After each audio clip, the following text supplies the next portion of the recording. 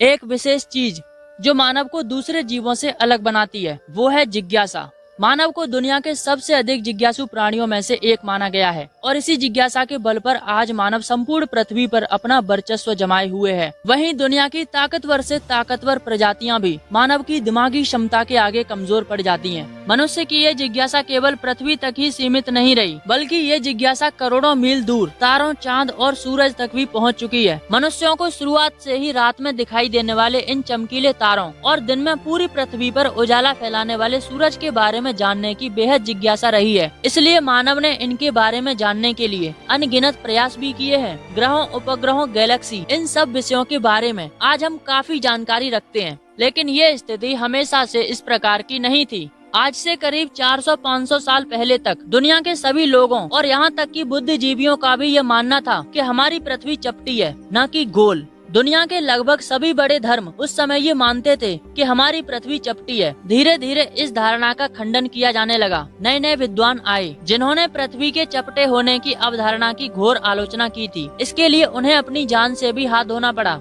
तात्कालिक धर्म संगठन जो इस बात को लेकर अडिग थे कि पृथ्वी चपटी ही है, उन्हें ये बात बिल्कुल हजम नहीं हुई जब उस समय के बुद्धिजीवियों ने ये कहा कि पृथ्वी गोल है और सूरज पृथ्वी का नहीं बल्कि पृथ्वी सूरज के चारों ओर चक्कर लगाती है। निकोलस कोपरनिकस ने पहली बार ये कहा कि पृथ्वी सूरज का चक्कर लगाती है, न कि सूरज पृथ्वी का। इसके अलावा भी कई ऐसे लोग थे जिन्होंने उस वक्त की विचारधारा के खिलाफ बोलने का साहस किया, लेकिन सामाजिक दबाव के चलते वो लोग अपने विचारों को बाकी लोगों के सामने नहीं रख पाए। यदि ऐसा नहीं होता तो ये संभव था कि आज हमें ब्रह्मांड के बारे में काफी जानकारी होती। यूरोप और एशिया में विशेष तौर पर खगोल शास्त्रियों की ग्रहों, उपग्रहों और ब्रह्मांड के निर्माण को लेकर अच्छी खासी रुचि थी। एशिया में भारत के आर्यभट्ट इस सूची में सबसे ऊपर आते हैं। आर्यभट्ट ने ग्रहों और उपग्रहों के बारे में उस वक्त लोगों को बहुत सी गहरी जानकारियाँ उपलब्ध कराई, जो आज आधुनिक उपकरणों को इस्तेमाल करने के बाद पता लगाई जा रही हैं। इसके बाद धीरे धीरे और भी कई वैज्ञानिक आए जिन्होंने इस क्षेत्र में अपना योगदान देना शुरू किया। सब लोग इस बारे में चर्चा करने लगे कि आखिरकार इस ब्रह्मांड की उत्पत्ति कैसे हुई। कोई कहता है कि भगवान ने केवल 5 दिनों के अंदर इस पूरी दुनिया को बनाया है,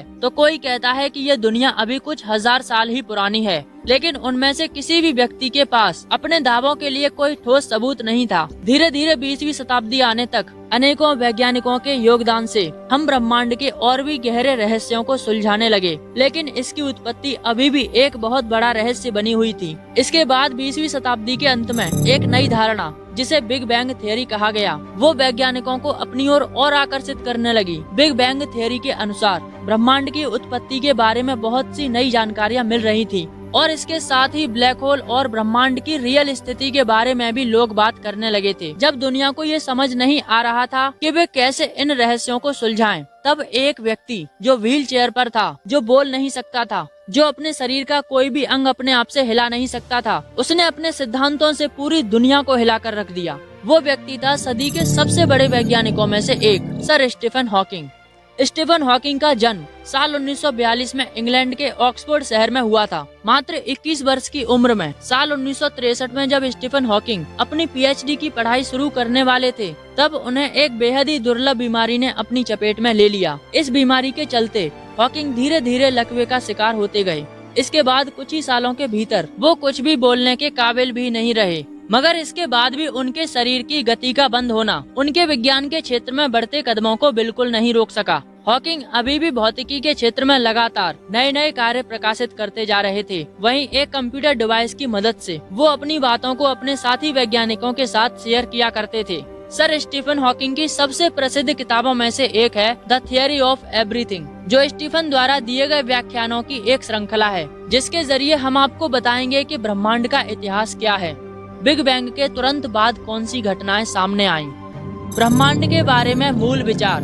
दुनिया के सबसे प्रमुख भौतिक शास्त्री और दार्शनिक अरस्तु ने वर्ष 340 ईसा पूर्व में ये विचार दिया था कि पृथ्वी चपटी नहीं बल्कि गोल है। इन्होंने अपनी बुक ऑन द हेवंस में 2 सिद्धांतों के बारे में लिखा जो सुझाव देते थे कि पृथ्वी गोल है। धीरे धीरे ये विचार यूनान, जिसे वर्तमान में ग्रीक कहा जाता है, वहाँ भी काफी फैलने लगा और जो लोग इस विचारधारा के समर्थक थे, उन्होंने कुछ बेहतरीन उदाहरण भी दिए। इन उदाहरणों की मदद से वे ये साबित कर पाए कि पृथ्वी गोल है, न कि चपटी। इनमें सबसे प्रसिद्ध और आसान उदाहरण जो उनके द्वारा दिया गया वो है कि जब कोई जहाज दूर से समुद्र से तट की ओर आता है तो सबसे पहले जहाज का ऊपरी हिस्सा, जिसे मस्तूल कहा जाता है, वो दिखाई देता है। यदि पृथ्वी चपटी होती तो पूरा का पूरा जहाज एक साथ दिखाई देना चाहिए था, लेकिन पृथ्वी गोल है। इस कारण से जैसे जैसे जहाज हमारे करीब आता जाता है वैसे वैसे पहले जहाज का ऊपरी हिस्सा दिखाई देता है और बाद में उसका बाकी हिस्सा। इसके अलावा अरस्तु ने चंद्र ग्रहण और सूर्य ग्रहण के आधार पर भी पृथ्वी के गोल होने की अवधारणा को प्रबल किया है।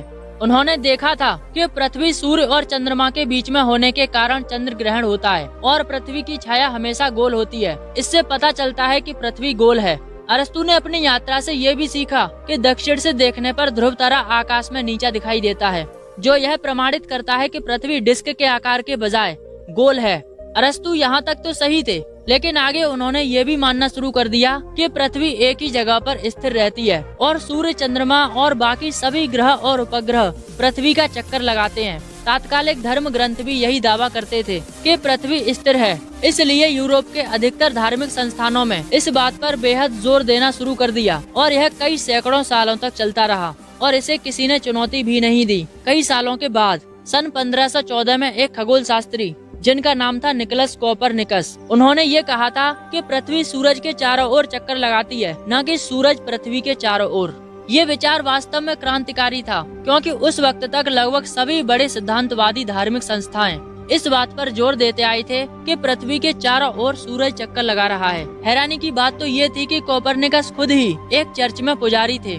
उनका इस तरह का विरोधाभासी विचार रखना दूसरे धार्मिक संगठनों को बिल्कुल भी पसंद नहीं आया और इसी डर से कोपरनिकस ने अपने काम को शुरू से ही गुमनाम के रूप में प्रकाशित किया। बाद में सन 1516 के आसपास कोपरनिकस के दो शिष्य गैलीलियो गैलीली और जोहान्स केपलर ने कोपरनिकस के इन विचारों को खुलकर समर्थन देना शुरू कर दिया। इनमें केपलर ने न सिर्फ ये बताया कि पृथ्वी सूरज के चारों ओर चक्कर लगाती है, बल्कि उन्होंने ये भी बताया कि पृथ्वी सूरज के चारों ओर चक्कर एक दीर्घ वृत्ताकार यानी एक अंडे के आकार में एक पथ पर चक्कर लगाती है। इसी दीर्घ वृत्ताकार पथ के कारण पृथ्वी पर अलग अलग मौसम देखने को मिलते हैं। तभी दूरबीन की खोज के साथ गैलीलियो ने देखा कि कई चंद्रमा बृहस्पति की परिक्रमा करते हैं। इसका तात्पर्य ये था कि सभी खगोलीय पिंडों को पृथ्वी की परिक्रमा करने की कोई आवश्यकता नहीं थी।